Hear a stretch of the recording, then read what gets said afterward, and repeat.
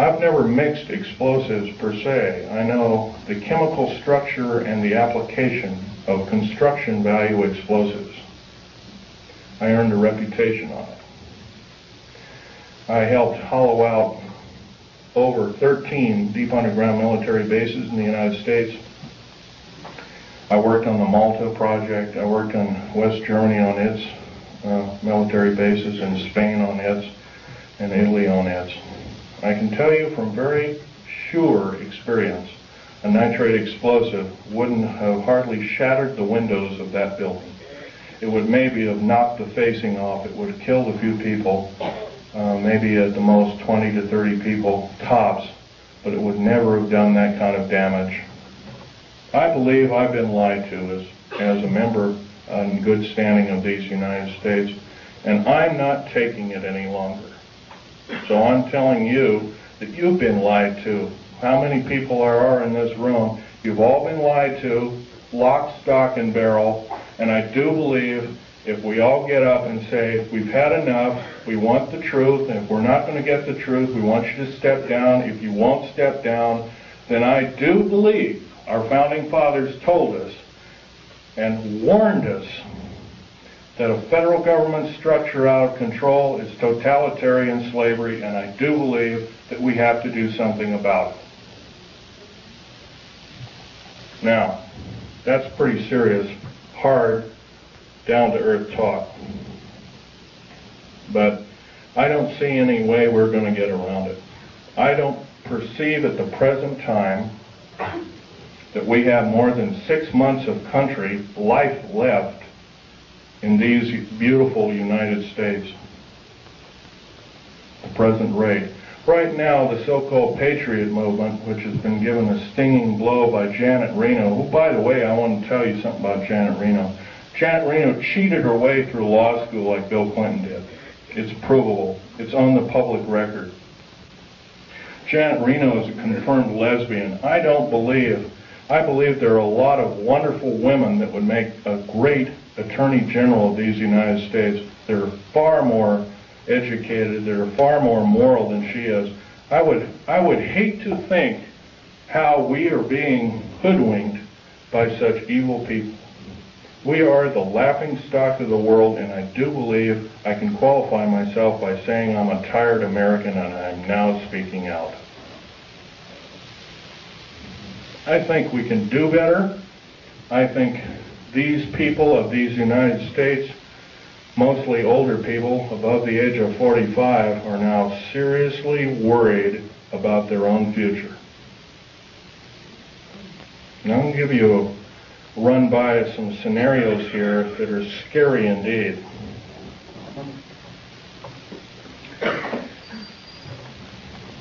The United Nations is a world dictatorship body, period, plain and simple. It is housed in the United States.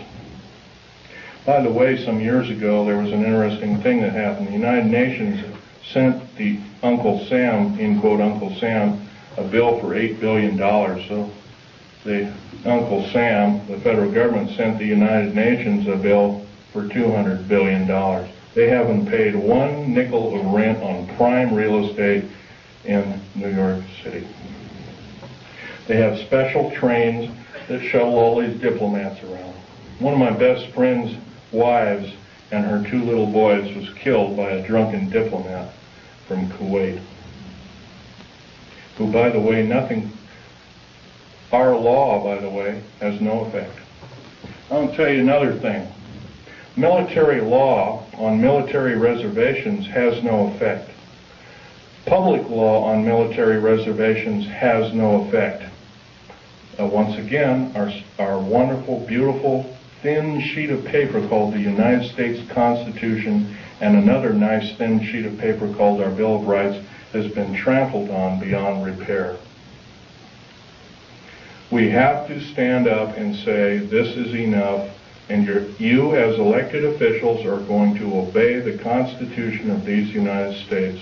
Number one, by first limiting the amount of your service to our federal government. Like 1 term. One ping only, as the Navy would say, one ping only. By the way, one term is plenty. Because if you're an evil person, one term you can do a lot of harm. If you're a good person, you can do a lot of good. Two ways of looking at it. Our elected government officials have sidestepped the whole thing and says, well, with so-called Contract of America. Let me run this scenario by you, folks. Contract of America is the exact terminology that Adolf Hitler used to subvert his people in 1931. I believe we're not of that same caliber. I believe we can do better. Another thing, the contract with America is a last-ditch effort by our federal government structure to tear away the Constitution of these United States and the Declaration and the Bill of Rights. A Declaration and a Bill of Rights, rather.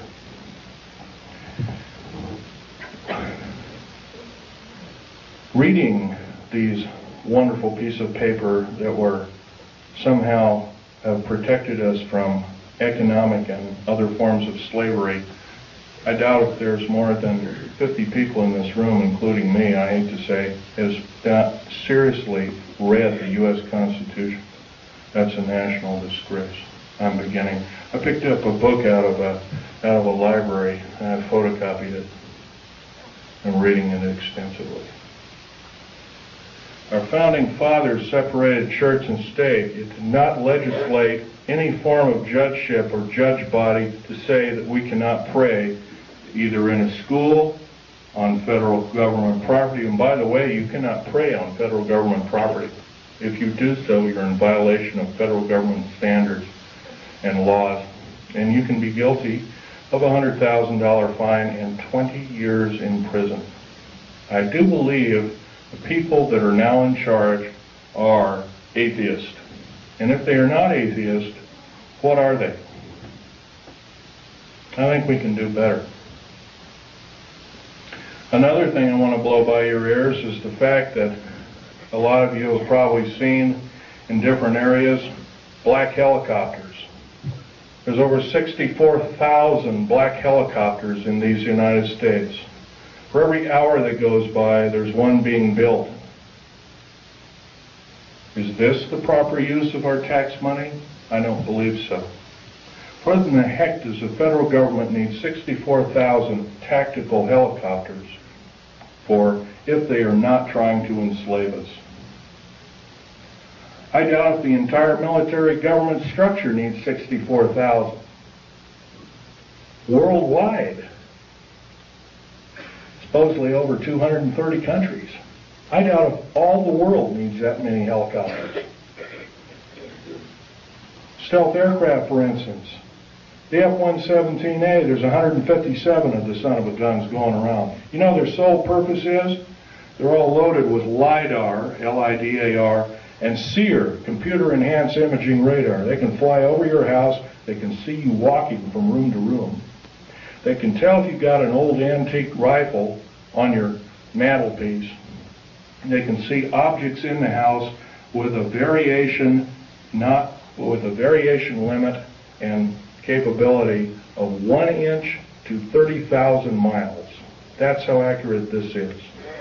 Is this the proper use of our tax money? I would say not. Now, I worked in the federal government for a long time. I know exactly how these people handled their business. Every time I did a job, worked in a federal government installation, I was given a battery of 17 psychological and 8 other forms of tests. First of all, we're supposed to be the militia, but somehow up jumps the Brady Bill and other evil bills like it. I don't agree crazy people should be shooting firearms, but on the other hand, I do believe in vigilance. And vigilance is guided by a good spirit who knows the difference between right and wrong,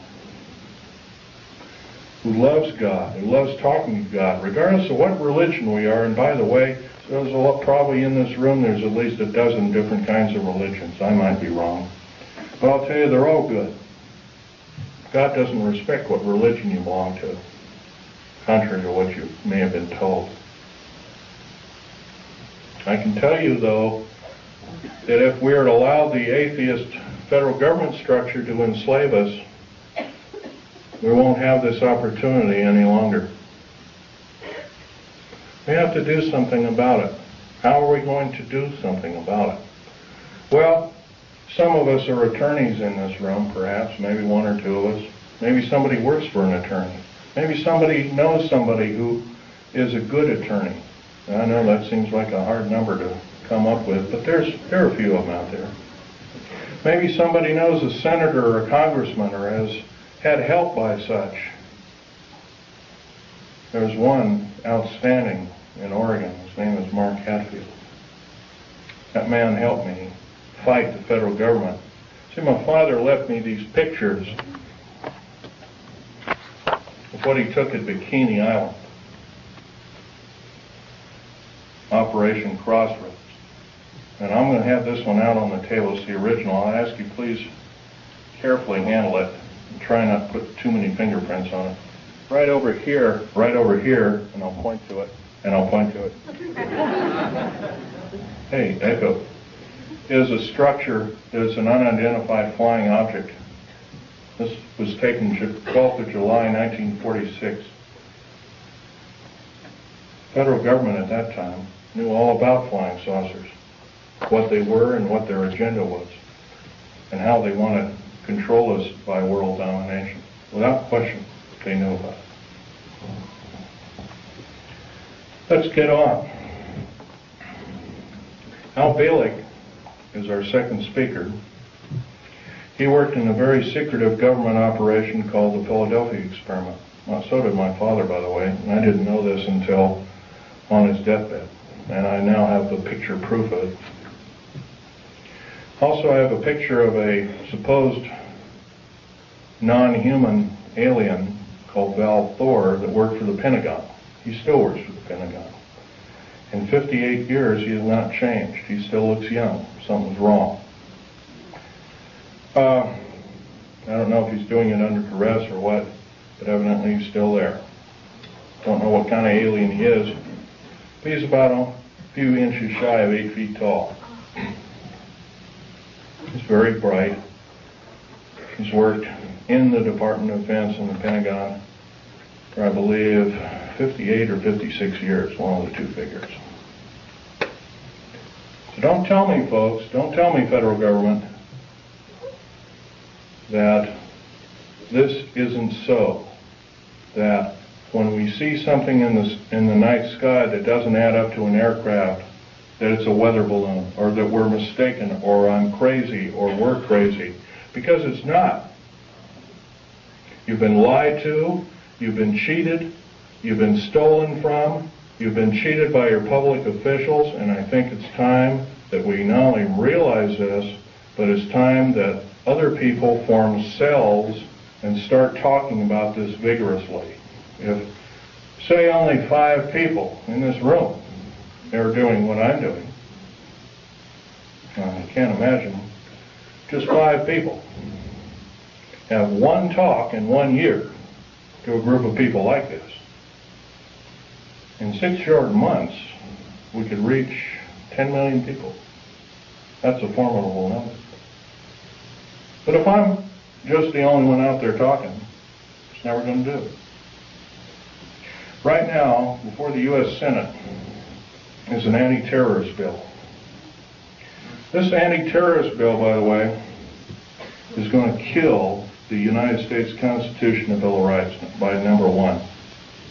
Number 1, it will take away, first of all, it will arm the federal government police force. First of all, I think the federal government's got enough police. There's 1,719,000 federal police officers in these United States. That is more that was in that was in either Germany